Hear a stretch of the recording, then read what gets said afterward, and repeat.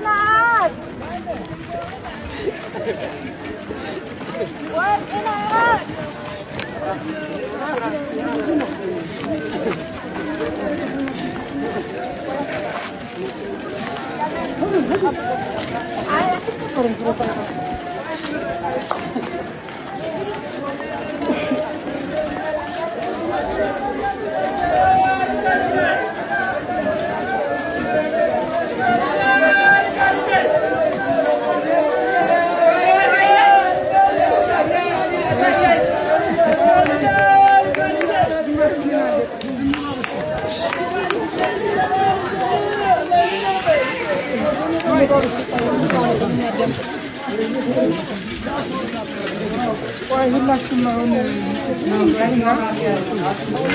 እሺ በስመ አብ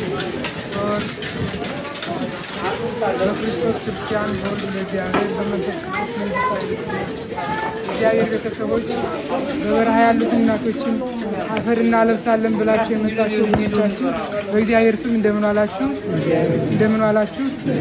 አሜን። እግዚአብሔር ስም የተመሰገነ ይሁን። እንግዲህ ጌታ በወንጌል ያስተማረው ኃይለ ቃል አለ። ሁላችንም አሁን መረጋጋት ያስፈልጋል። ገዳሙ ሕግና ስርዓት አለው። ገዳሙ ሕግና ስርዓት በሚፈቅደው በሚመጥነው መልኩ እናንተ ዝም ብላችሁ እናንተን ጥለው የመጡ እስከሆኑ ድረስ ገዳሙ በሚፈቅደው መስገድ ያስተናግዳችኋል። ለቅሶም ጩኸትም አያስፈልግም። ይሄ የጸሎት ቦታ ስለሆነ ሁላችሁም ለተወሰነ ደቂቃ አርፍ ትሉናላችሁ። አሁን አባቶቻችን ደግሞ ምክር ይመክራችኋል።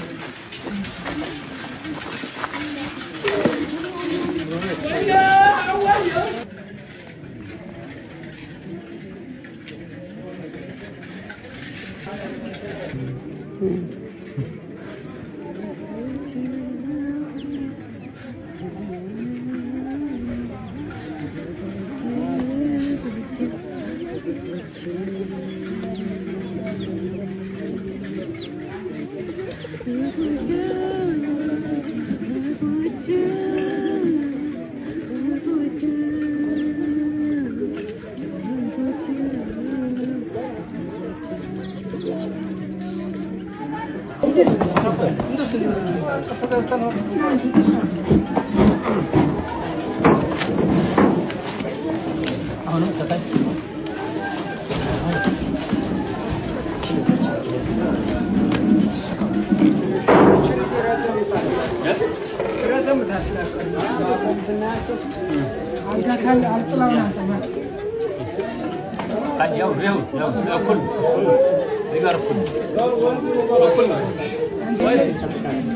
Manu Maida.